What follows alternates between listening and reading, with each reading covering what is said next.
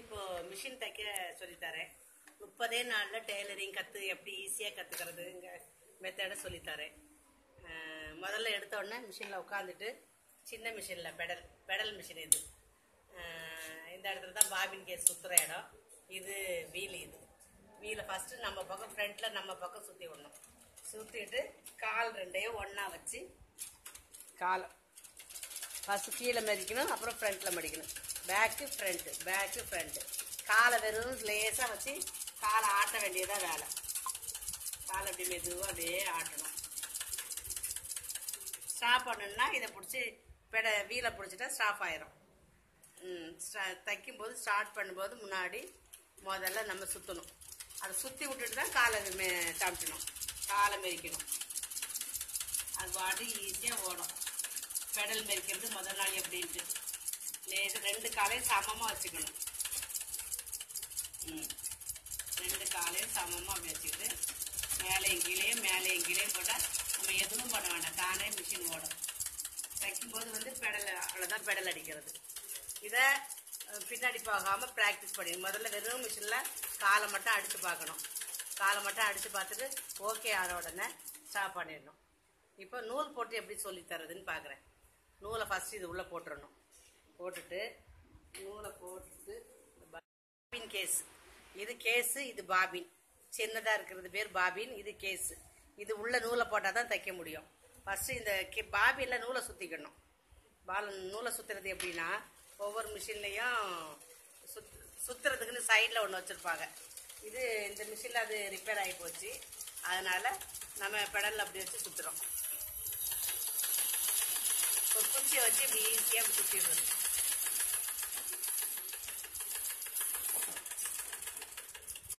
சுற்றியாச்சு.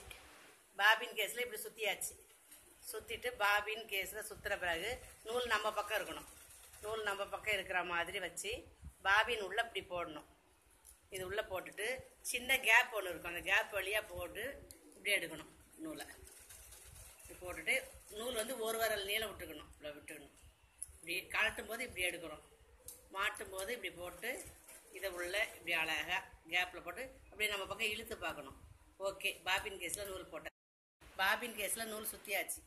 சுற்றிட்டு நம்ம பக்கமாக நூல் இப்படி வரணும். வர்ற மாதிரி வச்சு இதை உள்ளே போடணும்.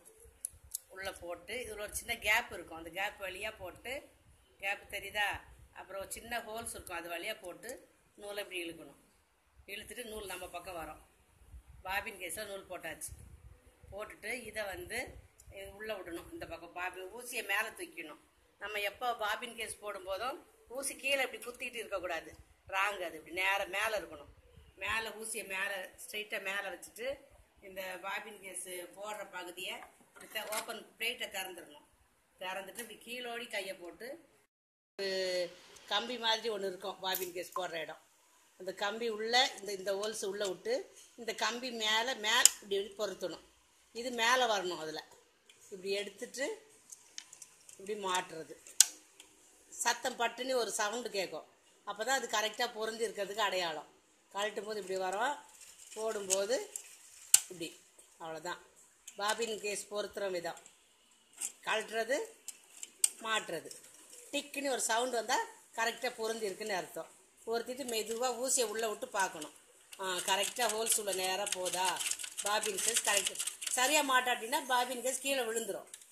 அப்போ கீழே விழாமல் இருந்தால் நம்ம மாட்டிருக்கிறது கரெக்டு. ஊசி எங்கேயும் இடிக்காமல் போயிட்டு வரணும். இப்போ பாபின் கேஸ் கரெக்டாக மாட்டிட்டோம். நம்ம நூல் இப்படி தூக்கி ஃப்ரண்ட்டில் இப்படி விட்டுடணும். இனி மேலே நூல் போடுறது எப்படின்னு சொல்லித்தரேன்.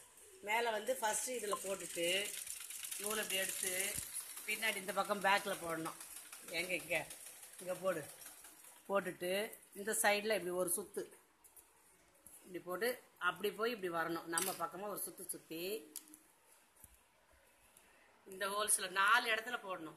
ஃபஸ்ட்டு, செகண்டு, தேர்டு, ஃபோர்த்து, அப்புறம் 5ஆவது ஊசி. ஃபஸ்ட்டு போட்டாச்சு. இப்படி போய் இப்படி வரணும். அப்படி சுற்றி இப்படி வந்துட்டு இப்படி போட்டு இது வழியாக விட்டுட்டு இப்போ ஊசியில் நம்ம இப்படி கரெக்டாக ஊசியை நேராக வச்சு ஊசி உள்ளே மாட்டணும். ஊசியை மாட்டியாச்சு. மாட்டின பிறகு எது இப்போ ஊசியை மாட்ட சொல்லித்தரேன். இதுதான் மிஷின் ஊசி. இந்த இடத்துல மாட்டணும். இந்த ஊசியை மாட்டுறதுக்கு இங்கே ஒரு ஸ்க்ரூ ஒன்று இருக்கும், டைட்டு இதாக வைக்கிறதுக்கு. இதில் ஒரு சைடு சப்பையாக இருக்கும், ஒரு சைடு உருட்டையாக இருக்கும். இந்த தட்டையாக இருக்கிற பாகம் இந்த சைடில் போகணும், உருட்டையாக இருக்கிற பாகம் வெளியில் வரணும். இது வித்தியாசம் தெரியுதா உங்களுக்கு? சப்பையாக இருக்கணும், ஒரு பக்கம் சப்பையாக இருக்கும், ஒரு பக்கம் உருட்டையாக இருக்கும். சப்பையாக இருக்கிற பாகம் அந்த சைடில் இது உள்ளே போய் நேராக உள்ளே விட்டு இதை லூஸ் பண்ணிக்கணும். ஸ்ப்ரிங்கை கரெக்டாக அது உள்ளே விட்டு ஸ்க்ரூவை டைட், அதுக்குள்ளே கரெக்டாக உங்கள் ஒரு ஓட்டை இருக்கும், அதோட நின்றுக்கணும் ஊசி. அப்புறம் இந்த ஸ்க்ரூவை டைட் பண்ணிடணும். அப்புறம் இந்த ஹோல்ஸ் வந்து நேராக இந்த பொறுக்கிற மாதிரி ஸ்ட்ரைட்டாக இருக்கான்னு பார்த்துக்கணும். அவ்வளோதான், மாட்டிட்டு ஓகே, கரெக்டாக உள்ளே போயிடுச்சு. சைடில் இல்லை போதான்னு பார்த்து தச்சு பார்க்கணும். சைடில் போச்சுன்னா ஊசி உடஞ்சிரும், அதனால் எடுத்துகிட்டு மாட்டணும். இன்னொரு வாட்டி எடுத்து காட்டட்டுமா? இந்த ஸ்க்ரூவை லூஸ் பண்ணிடணும். இங்கே ஒரு ஸ்க்ரூ இருக்குது, அதை நம்ம பக்கம் ஃப்ரண்ட்டில் பண்ணால் லூஸ் ஆனால் வந்துடும் ஊசி. அந்த சைடு பேக்கில் போனால் டைட்டு. அதில் சப்பையாக இருக்கிற பாகத்தை, ஒரு பக்கம் சப்பையாக இருக்கும், அதை நேராக இப்படி கரெக்டாக வச்சு அதுக்கு ஊசி போகிற அளவுக்கு உள்ள ஒரு ஓட்டை இருக்கும். ஓட்டை போய் கரெக்டாக அப்படி போய் டைட் ஆகிடும். ஹோல்ஸு நேராக கோவுக்கிற மாதிரி வரும். ஓகே, கரெக்டாக மாட்டியாச்சு. எங்கேயாவது இடிக்குதுன்னா சத்தம் வரும், அப்போ நம்ம தப்பாக மாட்டிருக்கோம்னு அர்த்தம். ரொம்ப கீழே மாட்டக்கூடாது, ரொம்ப கீழேயும் மாட்டக்கூடாது, மேலேயும் மாட்டக்கூடாது. கீழே மாட்டினா ஊசி உடஞ்சிரும், மேலே மாட்டினா தையல் வராது. அதனால் சென்டரில் கரெக்டாக மாட்டிக்கணும். மாட்டிட்டு ஒரே ஒரு சுற்றி எங்கேயாவது இடிக்குதான்னு இப்படி சுற்றி பார்க்கணும், இப்படி அடித்து பார்க்கணும். ஓகே, கரெக்டாக மாட்டிட்டோம். ஊசி மாட்டியாச்சு. நெக்ஸ்ட்டு நூல் மாட்டுறது சொல்லித்தரேன். நூலை மாட்டுறது ஃபஸ்ட்டு எப்படின்னா, இதில் இருந்து எல்லாம் எடுத்துடணும். ஃபஸ்ட்டு மேலே 2 கம்பி இருக்கும், அதில் ஏதாவது எந்த கம்பினாலும் போட்டுக்கலாம், நம்ம இஷ்டம்தான். மேலே போட்டு அப்படியே வந்து பேக் சைடில் இங்கே ஒரு கொக்கி மாதிரி ஒன்று இருக்கும், ஃபஸ்ட்டு இதில் வைக்கணும். வச்சுட்டு இங்கே 2 சைடு இப்படி வீல் மாதிரி ஒன்று இருக்கும், அதில் 2க்கும் நடுவில் கேப்பில் கரெக்டாக அப்படி போடணும். இப்படி போட்டு டைட்டாக அப்படி போடணும், இப்படி போட்டுக்கணும். இப்படி போட்டு இப்படி சுற்றி பார்க்கணும், கரெக்டாக அப்படி போயிட்டு வருதா? ஓகே, நூல் மாட்டியாச்சு. இந்த போட்டு ஃபஸ்ட்டு இதில், செகண்ட் இதில், தேர்டு வந்து மேலே இந்த ஒரு கம்பியில், மொத்தம் 4 இடத்துல போடணும். ஃபஸ்ட்டு இது தேர்டு இது, ஃபஸ்ட்டு செகண்டு தேர்டு, இப்போ ஃபோர்த்து. இதில் ஈஸியாக அப்படியே விட்டுட்டு ஊசியை மேலே தூக்கிக்கிட்டு அங்கே ஹோல்ஸ் ஒன்று இருக்கும், இப்படி மாட்டியாச்சு. இப்படி போய் இந்த சைட்லேருந்து இப்படி விடணும், நேராக போட்டு மாட்டின பிறகு நூலை லேசாக ஒரு கையில் பிடிச்சிக்கணும். பிடிச்சிட்டு உள்ள ஸ்லோவாக உள்ளே விட்டு அந்த பாபின் கேஸ் மாட்டுறத நூலை எடுத்துகிட்டு வரணும். பண்ணியாச்சா? இனி நம்ம துணியை வச்சு, வெறும் துணியை மட்டும் வச்சு கரெக்டாக வச்சு ஊசிக்கு நேராக வச்சு கரெக்டாக இறக்கிட்டு, வெறும் மிஷினை வச்சு துணி வந்து நூல் எதுவும் போடக்கூடாது, இப்படி கரெக்டாக போதாது இப்படி போட்டு தைக்கணும். இப்படி போனால் தான் கரெக்டு. துணி வந்து பேக் சைடில் போடணும், நம்ம பக்கம் வரக்கூடாது, ரிவர்ஸில் வரக்கூடாது. இப்படி ஒரு 10 தடவை ட்ரை பண்ணணும்.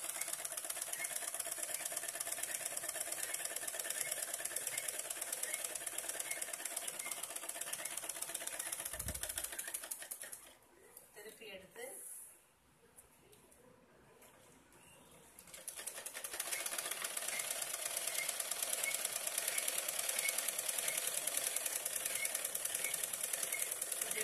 தச்சு பார்க்கணும், ரிவர்ஸ் போகாமல் வந்த ஓகே ஆகிடும். இப்போ கரெக்டாக போகுது உங்களுக்கு, இப்போ ஓகே ஆகிடுச்சுன்னு அர்த்தம். இப்போ நூல் போட்டு நம்ம தைக்கணும். அடுத்தது இப்போ ஓகே ஆகிடுச்சு, இனி ஃபஸ்ட்டு வந்து நூல் போட்டு தைக்கணும். ஃபஸ்ட்டு செகண்டு தேர்டு ஃபோர்த்து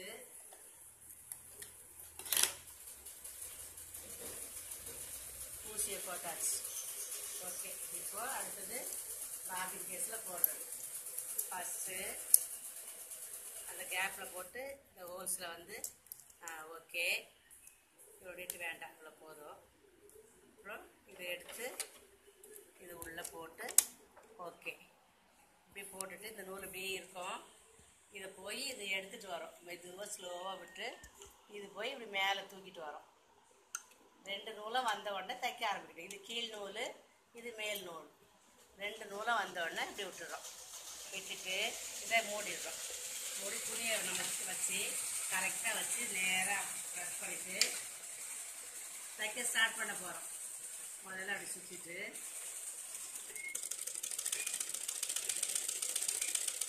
தையல் வரும், கட்டாது. இப்போ நான் தைக்க போகிறேன். முதல்ல போட்டு பக்கம் போட்டு முதல்ல ரொம்ப ஸ்பீடெல்லாம் போகக்கூடாது, ஸ்லோவாக தான் ஆரம்பிக்கணும். இப்படியே தைக்கும். லெஃப்ட் ஹேண்டை வந்து பின்னாடி பக்கம் வச்சுக்கணும், ரைட் ஹேண்டை வந்து முன்னாடி பக்கம் வச்சுக்கணும். இப்படி வச்சுட்டு இப்படியே தைக்கணும். முதல்ல 10 நாளைக்கு நூல் கட்டாயி தான் போகும். எடுத்த உடனே கரெக்டாக வந்துடாது. அதுக்காக நீங்கள் பயன்படக்கூடாது. பொறுமையாக இருக்கும். தையலுக்கு ரொம்ப பொறுமை அவசியம், ரொம்ப பொறுமையாக. இப்போ நான் ஸ்ட்ரைட்டாக ஒரு தையல் போட்டாச்சு, நேராக எடுத்து போட்டாச்சு. திருப்பி அப்படியே பக்கத்தில் அப்படியே துணியை நகர்த்தாமல் அப்படியே பக்கத்தில் வச்சுக்க வேண்டியதான்.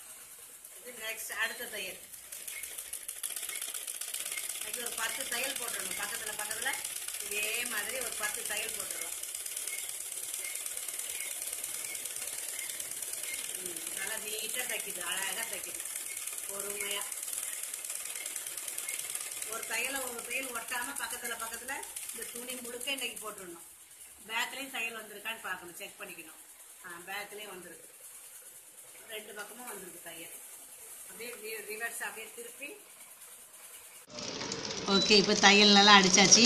இன்றைக்கி முதல் நாள் கிளாஸில் மிஷினில் பெடல் அடிக்கிறதுக்கும் ஊசி மாட்டுறதுக்கும் நூல் மாட்டுறதுக்கும் மேல் நூல் மாட்டுறது எப்படி, பாபின் கேஸ் போடுறது எப்படி எல்லாம் சொல்லி கொடுத்து தையல் வர வரைக்கும் இன்றைக்கி சொல்லி கொடுத்தாச்சு. கால் பெடல் அடிக்கிறதுலேருந்து. நாளைக்கு மறுநாள் கிளாஸு கர்ச்சிப் தைக்க சொல்லித்தருவேன். கர்ச்சிப்பை கட் பண்ணி அப்படி முடிஞ்சுது. டெய்லரிங் கற்றுக்கிறது ரொம்ப முக்கியம். எல்லா பெண்களுக்கும் தெரிஞ்சிருக்கணும். நம்ம ட்ரெஸ்ஸை நம்மளே தைச்சிக்கலாம். வீட்டுக்கு ரொம்ப யூஸ்ஃபுல்லாக இருக்கும். எதுனாலும் தூக்கிட்டு டெய்லர்கிட்ட ஓட வேண்டாம். நமக்கு ஏதாவது கொஞ்சம் லூஸாக இருக்குது, பிடிக்கணும், தைக்கணுன்னா உடனே மிஷினில் நூல் போட்டு நம்ம தைச்சிக்கலாம். அட்லீஸ்ட் தைக்கவாது கற்றுக்குங்க எல்லாரும். வீட்டுக்கு ஒரு டெய்லர் கண்டிப்பாக தேவை, நம்ம துணி நம்ம தைக்கிறதுக்கு. ரொம்ப உங்களுக்கு உபயோகமாக இருக்கும். பைசா ரொம்ப சிக்கனப்படுத்தலாம். நாளைக்கு மீதியே சொல்கிறேன் நான். ஓகே, பாய், தேங்க்யூ.